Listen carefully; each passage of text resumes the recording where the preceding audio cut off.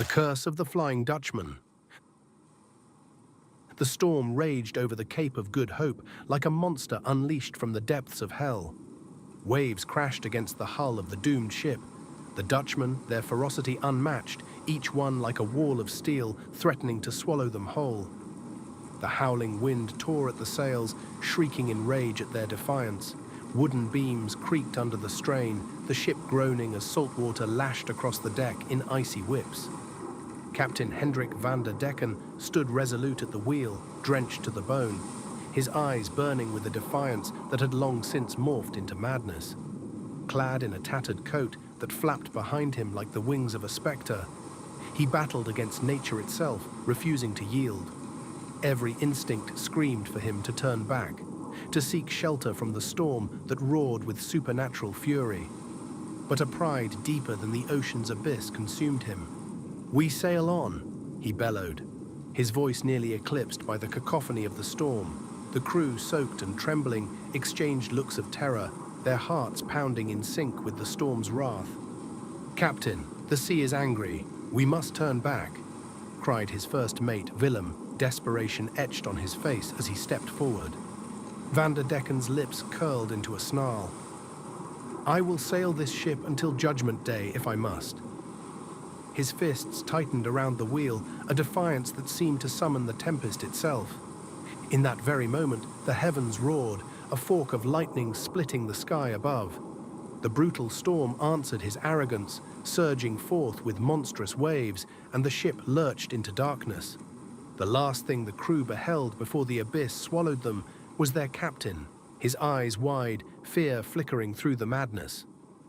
And so the legend was born. The curse of the Flying Dutchman would haunt the seas for eternity. The year was 1712. Captain Elias Mercer had heard the tales before, mariners sharing whispered legends of ghostly ships doomed to wander the seas forever. A tale, he told himself, nothing more than sailors' nonsense.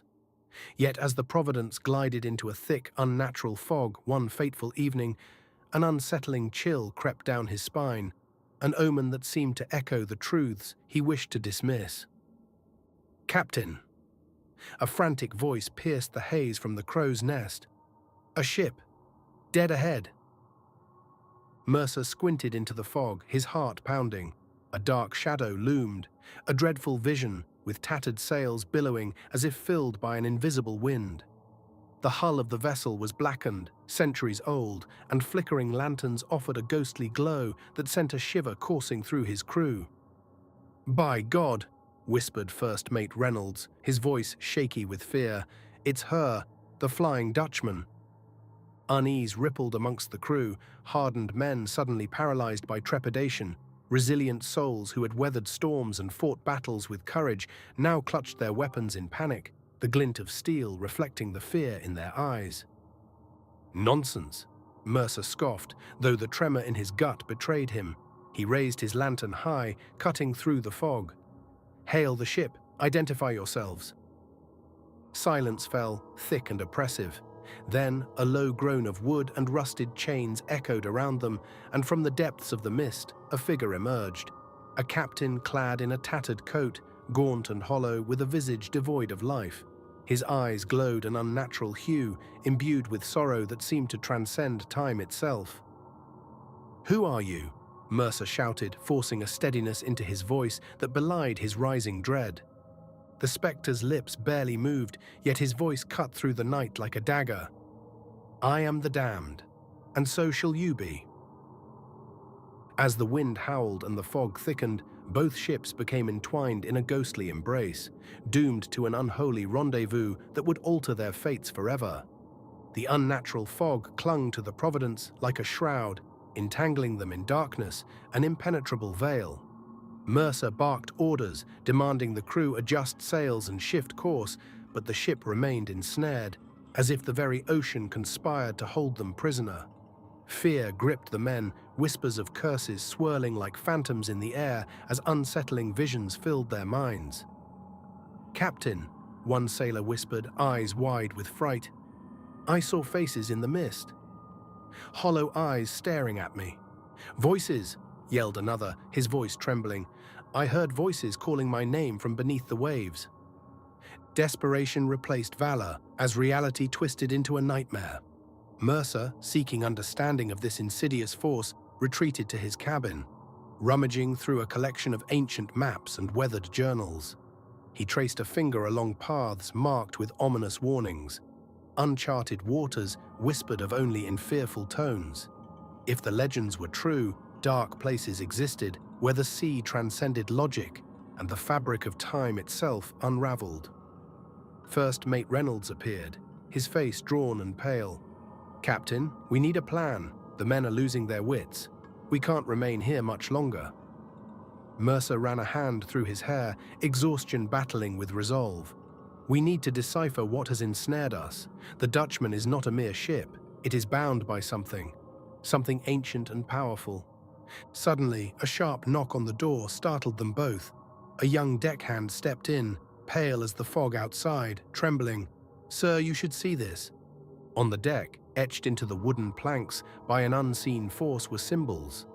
Ancient runes twisting under the moonlight, glowing with a pulse that seemed to synchronize with their racing hearts. No one recognized the markings, their alien forms defiantly weaving whispers of a time and power long forgotten. As Mercer knelt to examine the eerie designs, a bone-chilling voice, neither living nor dead, seemed to echo from the depths of the ship itself. "Turn back, if you value your souls."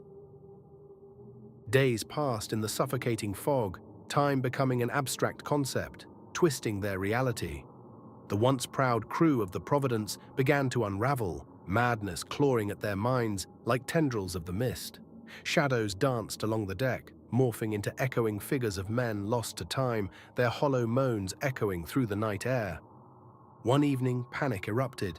A sailor, convinced he had seen the spectre of Vander Decken himself, struck another crewman down in a fit of rage, believing he was possessed. The knife plunged deep, and blood stained the deck, a vivid crimson against the pallor of fog, a stark reminder of their plight. "We must regain control," Mercer yelled, desperation twisting his voice. "We can't let fear turn us against one another." But the shadows loomed larger, deeper, spiraling into the men's minds as whispers from the abyss beckoned, entwining with their very souls. Reynolds approached Mercer with a grim expression, holding a tarnished locket they had discovered among the deckhand's possessions, an artifact glowing ominously in the moonlight. "I found this clutched in his hand. It's cursed, Captain. I can feel it." The locket bore the likeness of Vander Decken, a memento belonging to the ghostly captain himself. Its power pulsed through the air as if it held the key to understanding the curse. Mercer's heart raced. He recognized it from the old tales, a relic that trapped the spirit of the damned. "We must confront this curse," Mercer said, determination igniting his weary veins. "This locket holds the answer to breaking the Dutchman's hold over us." Thus began their descent into the heart of the fog, a journey fraught with nightmarish visions and otherworldly encounters. The sea itself grew treacherous, waves rising and falling as if taunting them, leading to a confrontation between not just men and ghosts, but with the pasts they could not escape. As Mercer and his men delved deeper into the mystery of their plight, they uncovered the tragic history of Captain Vander Decken. The fog thickened, images materializing around them, exposing shadows from the past. Mercer felt like a voyeur to the memories of a man long lost, seeing glimpses of Vander Decken's life, a once revered captain adorned with respect, now turned bitter by failed dreams. Vander Decken had been blessed with the love of a beautiful woman awaiting him by the shore, only to have his heart shattered as he returned from a fateful voyage to find her gone. Consumed by fury and despair, he had called upon dark forces to ensure he would never be parted from the sea again, sealing his fate as both captain and prisoner for eternity. "He was a man blinded by love," Mercer murmured as he watched the sorrow unfold before him. The curse was born from his own despair. The crew stumbled upon remnants of Vander Decken's past, his love letters, weather-beaten and nearly illegible, yet filled with a visceral emotion that transcended time. One crew member, entranced by the weight of his words, began to read aloud, filling the air with a haunting melody of love, lost and vengeance sought. "I shall sail the seas until time itself shatters, seeking your soul across the waves." The sailor's voice trembled, carrying the weight of despair and longing. As the night waned, an understanding emerged. If they were to face the spectre of Vander Decken, they must unravel the grip of his pain and break the chains binding him to the Dutchman. It dawned on Mercer that the power of love could also be the key to salvation, and perhaps even forgiveness. Driven by this realization, Mercer gathered the crew around, vowing to honor Vander Decken's lost love as they prepared for an uncertain confrontation with the cursed captain himself. The fate of the Providence hung in a precarious balance as the final confrontation loomed closer. Eerie encounters punctuated their days with relentless reminders of the fate waiting for them beyond the fog. Night after night, crew members reported visions of otherworldly figures, ships full of shadowy sailors, spectral forms reaching out with hollow eyes that conveyed deep sorrow and desperation. During one harrowing night, Mercer stood at the bow staring into the swirling mist when he heard the sweet song of a woman drifting through the air. It echoed like a siren call, luring him closer to the edge. Turning, he saw a ghostly figure, a woman bathed in an ethereal glow, her eyes filled with sadness. "Help him," she implored in a voice that chilled his blood. "Free him from his sorrow, and his cursed fate shall be broken." Captivated, Mercer reached out, but the vision faded, slipping back into the darkness. He understood then. The woman's spirit was entwined with Vander Decken's fate, her lingering presence a testament to his grief. Mercer shared this revelation with the crew. They needed to find a way to honor her love for him, to dispel the curse's hold. In the days that followed, Mercer found himself increasingly haunted by these encounters, navigating the delicate line between despair and hope. The crew, now united in purpose, discovered clues and artifacts hidden within the depths of the ship, each possessing significance related to Vander Decken's tragic journey. Among them was a weathered compass, marked with the initials of Vander Decken and his beloved. It whispered promises of safe passage and true love to those who dared to hold it, holding the potential to guide them toward breaking the curse. "I believe this compass is the key," Mercer told the crew. "If we can reach that cursed ship, we can utilize its power to confront Vander Decken and find a way to free him from his painful past." Brimming with newfound determination, the crew readied themselves for the confrontation, the haunting whispers ringing in their ears. "Help him." As twilight descended, the Providence found itself sailing towards a darkened horizon, the ghostly form of the Flying Dutchman appearing once more through the fog. Anticipation coiled tightly within Mercer and his men as the winds shifted, carrying the scent of impending confrontation. "Remember our mission," Mercer shouted, rallying the crew aboard. "We are not just fighting to save ourselves, we're here to help Vander Decken find peace." With every wave crashing against the ship, men armed themselves with swords and resolute hearts. The fog parted eerily, revealing the spectral ship, its tattered sails unfurling in a wind that felt wrong, unnatural and foreboding. The crew of the Dutchman stood at the ready, ghostly forms caught between the living and the ethereal. As they drew nearer, Mercer clutched the compass tightly, its needle quivering with anticipation. A voice rasped across the stillness, shattering the somber air. "You dare confront the curse?" At the helm stood Captain Vander Decken, now fully formed, a ghastly figure with hollow eyes that bore centuries of sorrow. The artifacts, the locket, the compass, gleamed in defiance. The crew of the Dutchman surged forward with a cacophony of ghostly wails, hungry for revenge against those who sought to break their curse. Steel met ethereal chains, clashing violently as the battle erupted. The crew fought not just for survival, but for redemption, clashing against their own fears. Mercer, fueled by the compass's light, made his way toward Vander Decken, the spectre's gaze intense yet pained. "Release them, Vander Decken," Mercer shouted above the clash of swords. "Your love remains unforgotten. She waits for you in peace." The spectre hesitated, the reflection of wistfulness flickering in his eyes, and for a moment the tide of battle stalled. It was an opening, and Mercer seized his chance. With the courage of every man aboard, Mercer raised the compass, its glow illuminating the deck as Vander Decken's sorrowful gaze turned towards it.